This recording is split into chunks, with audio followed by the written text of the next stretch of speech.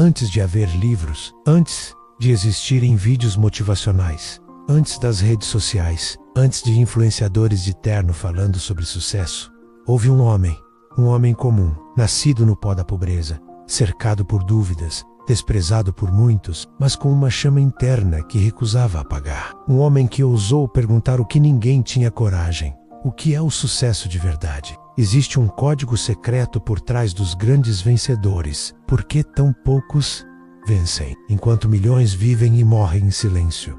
Esse homem enfrentou a vida de frente, entrou nas profundezas do fracasso, tocou à beira da loucura, foi rejeitado, humilhado, chamado de lunático.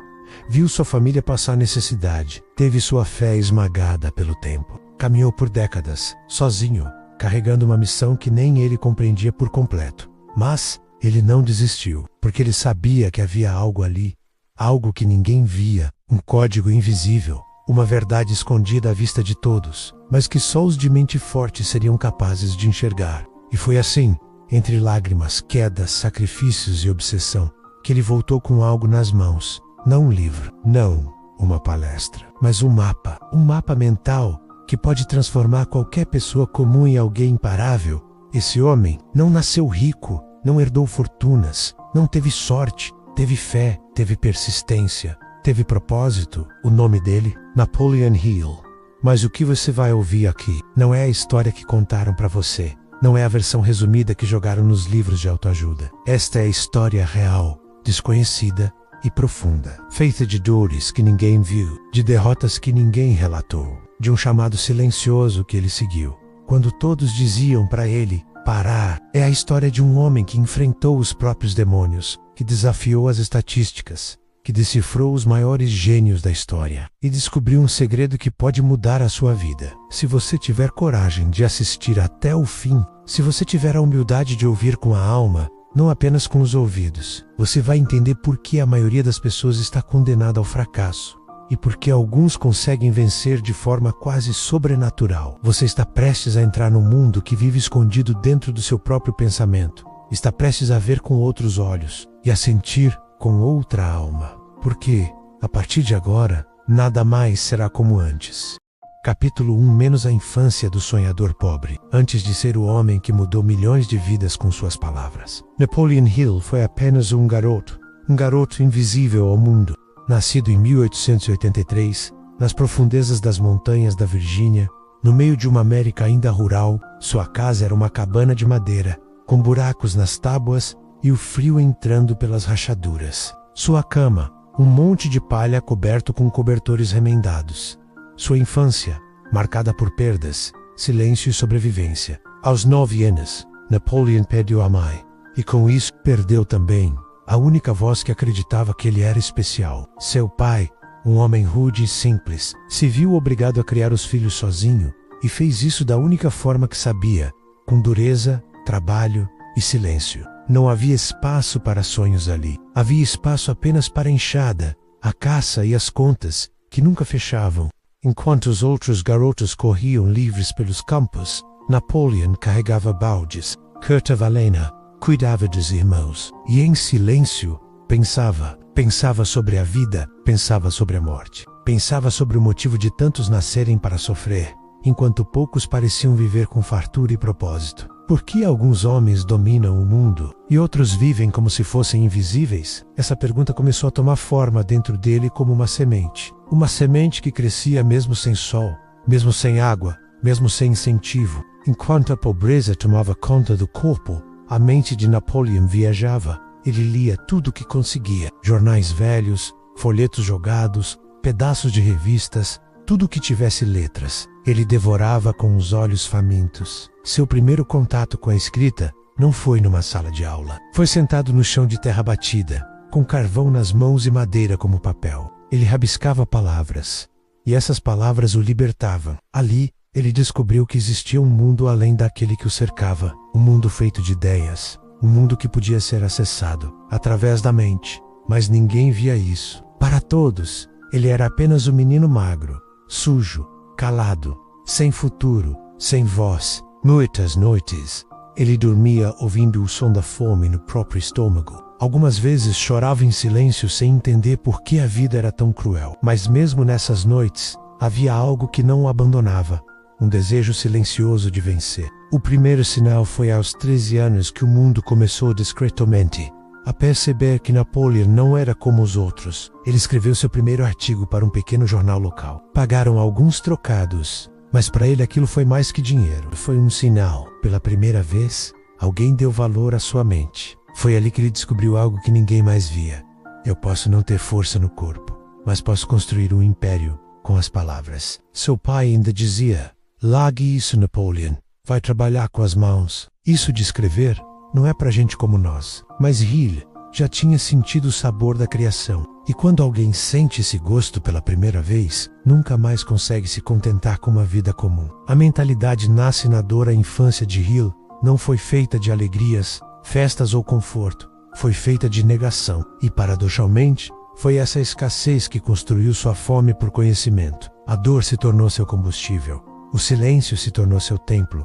E a dúvida se tornou sua pergunta sagrada. Será que existe uma fórmula? Será que o sucesso é mesmo só para alguns? Ou será que ele pode ser construído? Foi com essas perguntas que Napoleon entrou na juventude, sem respostas, mas com a vontade inabalável de descobri-las. Ele não sabia ainda, mas estava prestes a embarcar na maior missão de sua vida: decifrar o que torna um ser humano verdadeiramente grande. Essa foi a infância de Napoleon Hill, feita de sombras, mas também de vislumbres, pobreza e de uma riqueza invisível. A mente desperta. E como você verá a seguir, foi exatamente esse início sofrido que o preparou para enfrentar o impossível. Porque nenhuma mente grandiosa nasce do conforto. Elas nascem na escuridão e escolhem brilhar, mesmo quando o mundo inteiro quer apagá-las. Capítulo 2. O primeiro contato com a luz. A juventude chegou para Napoleon Hill como um vento que sopra sem direção. Ele era apenas mais um jovem num país em transformação. A América estava crescendo, mudando, industrializando-se. Mas para quem vivia no interior, a mudança parecia algo distante, inalcançável, quase impossível.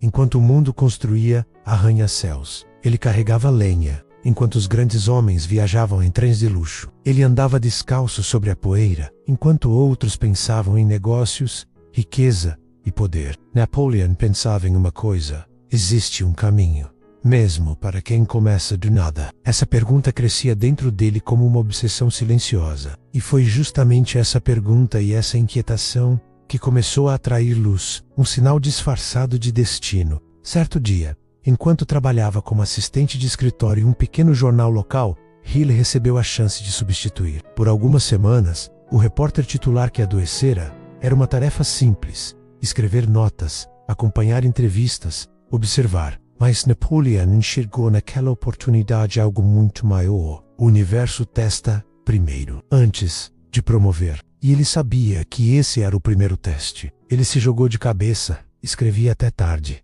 Corrigia seus próprios textos, lia, estudava, reescrevia. Começou a ser notado por sua forma diferente de pensar. Enquanto os outros escreviam sobre fatos, ele escrevia sobre intenções. Enquanto os outros contavam o que, Hill buscava o porquê. Foi ali que nasceu sua primeira grande descoberta. A mente que pergunta mais do que responde está se preparando para criar o que nunca foi feito. Uma oportunidade que ninguém queria um dia. O editor-chefe do jornal entrou na sala com um papel nas mãos e disse: alguém precisa entrevistar o empresário de Pittsburgh, que vai passar pela cidade. Não tem muito interesse do público. É só mais um milionário exibido querendo aparecer nos jornais. A sala ficou em silêncio.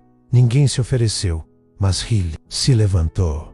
Eu vou. O nome escrito naquele papel era Andrew Carnegie. O que ninguém sabia é que aquele empresário não era apenas um milionário. Era um gênio da construção industrial, um visionário, um mestre.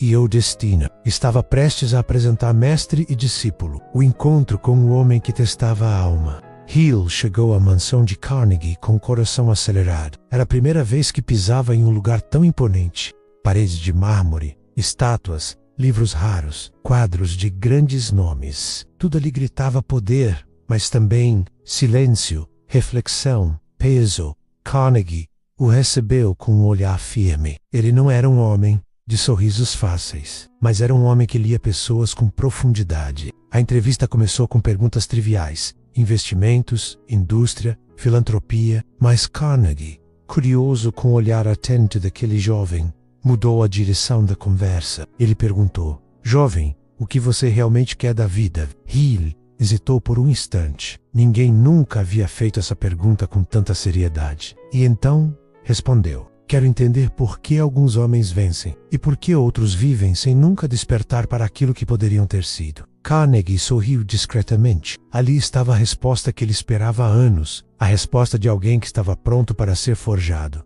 O teste silencioso, o que Hill não sabia, é que Carnegie tinha um plano secreto, um projeto de décadas que precisava de um homem com coragem, fé e obsessão. E então, após longos minutos de reflexão, Carnegie disse: e se eu te dissesse que existe um padrão por trás dos homens de sucesso, uma estrutura invisível, um código oculto que pode ser decifrado, você aceitaria dedicar os próximos 20 anos da sua vida para descobri-lo? Hill ficou paralisado. 20 anos? Sem garantias? Sem salário? Sem promessas? Carnegie observava sua reação com precisão. Ele sabia que a maioria das pessoas hesita, mas os grandes decidem. Hill fechou os olhos por um momento, respirou fundo e disse: sim, eu aceito. Carnegie estendeu a mão, e ali, naquele simples gesto, firmava-se um pacto silencioso entre dois homens, um mentor e um aprendiz, uma missão e um escolhido, o início de uma obsessão. A partir daquele dia, Hill passou a enxergar o mundo de uma forma diferente. Cada empresário bem-sucedido não era apenas um nome, era uma peça do quebra-cabeça. Cada conversa, cada leitura, cada fracasso, cada observação era uma página a mais no grande livro invisível que ele estava escrevendo em sua mente. Mas ele também sabia de algo importante. Se eu quiser decifrar os segredos dos grandes, primeiro, terei que me tornar pequeno. Terei que me esvaziar de tudo o que acho que sei, para então me encher da sabedoria que ninguém ensina. E assim começava a jornada. Não uma jornada de meses, mas uma jornada de anos. Uma jornada feita de silêncio, dor, estudos profundos, noites sem dormir e fé inabalável. A luz havia tocado a mente de Hill pela primeira vez, mas ela também o chamava para um lugar sombrio, o território onde só os fortes entram e apenas os obcecados conseguem voltar com respostas. Capítulo 4. Pense e enriqueça. O livro que nasceu do inferno. 20 anos de silêncio. 20 anos de luta. 20 anos sendo ignorado e desacreditado. Empurrado para as sombras. Mas um dia, Napoleon Hill se trancou em um quarto, com uma pilha de anotações amareladas, com o coração pesado e a mente acesa como uma estrela. E ali, naquela solidão sagrada, ele escreveu um livro, O Grito de um Homem que Viu Demais. Hill não escreveu Pense e enriqueça como um escritor. Escreve um romance. Ele escreveu como um homem que volta da guerra, sujo, ferido, mas com uma verdade nas mãos. Uma verdade que poderia libertar ou condenar. Era mais do que um livro. Era um chamado. Era um mapa mental para sair da mediocridade e conquistar qualquer coisa no mundo, começando por dentro. Mas não foi fácil. O início de uma nova guerra. Quando o livro foi lançado, os primeiros olhares foram de dúvida. Algumas pessoas diziam: isso é só mais um livro de autoajuda barato. Outros zombavam. Pensar em enriquecer. Que piada. Mas algo começou a acontecer. Leitores comuns, homens quebrados, pessoas endividadas, jovens sem rumo, começaram a aplicar as ideias simples do livro e começaram a vencer, a crescer, a mudar sua vida. Era como se Hill tivesse aberto uma porta invisível e aqueles que tinham fé e ação conseguiam atravessar. O código foi revelado. Em Pense e Enriqueça, Hill revelou 13 princípios. Mas eles não eram apenas passos. Foi retirado o conhecimento da mente dos homens mais bem-sucedidos da história. Vamos falar de alguns agora. 1. O desejo ardente. Nada começa até que você deseje algo com tanta força que isso tire seu sono. Hill dizia: o desejo é o ponto de partida de toda realização. 2. Fé não fé religiosa. Fé interior. Aquela convicção cega luminosa do que vai acontecer mesmo quando tudo diz que não. 3. Autossugestão. Você é aquilo que repete para si mesmo. Sua mente é como um jardim. Se plantar dúvida, colhe fracasso. Se você plantar fé, colherá destino. 4. O conhecimento organizado não é o quanto você sabe, é o quanto você aplica com estratégia. 5. Mente mestra, ninguém vence sozinho. Os grandes criam uma aliança mental com outros cérebros fortes, e disso nasce um poder invisível. 6. Persistência. Hill afirmava: o fracasso só vence quem desiste. E ainda existiam outros princípios tão poderosos quanto esses. Mas o que tornou esse livro único não foram as ideias, foi o espírito por trás delas. O livro que falava com a alma, Pense e Riqueza, não falava apenas à mente, falava ao espírito. Era como se Hill estivesse dizendo, direto ao seu subconsciente: você nasceu para vencer, mas foi programado para temer. Agora, eu te ensino a se reprogramar. As palavras atravessavam a lógica, tocavam os corações feridos, reacendiam esperanças antigas, criavam um fogo sagrado no peito, uma explosão mundial. O que veio depois foi um tsunami. O livro se espalhou pelo mundo. Milhões começaram a relatar mudanças profundas. Empresários, artistas, políticos, atletas, todos bebiam daquela fonte. Foi traduzido em dezenas de idiomas, estudado em universidades, e ainda hoje, quase 100 anos depois, continua sendo um dos livros mais vendidos do planeta. Porque não era um livro sobre riqueza, era um livro sobre despertar. Mas nem tudo foi glória. Mesmo com todo esse sucesso, Napoleon Hill ainda enfrentaria grandes provações. Ele foi acusado de exagerar suas conexões, de se promover demais, de criar histórias romantizadas. Mas a verdade é que isso não importava mais, porque os resultados estavam no mundo. Pessoas estavam mudando suas vidas com suas palavras. A semente havia sido plantada e nada mais poderia pará-la. Um homem, uma missão, uma história. Napoleon Hill partiu deste mundo em 1970, mas sua missão nunca terminou. Porque cada pessoa que lê suas palavras, cada mente que desperta, cada vida que muda, é uma chama que se acende. É mais um que saiu da escuridão. O que a mente do homem pode conceber e acreditar, ela pode realizar. E agora a pergunta que fica é: se você estivesse diante de Hill, o que ele veria nos seus olhos? Fé ou medo? Foco ou distração? Desejo ou dúvida? Porque uma coisa é certa: você tem o mesmo poder, a mesma mente, a mesma centelha. Só falta ativar.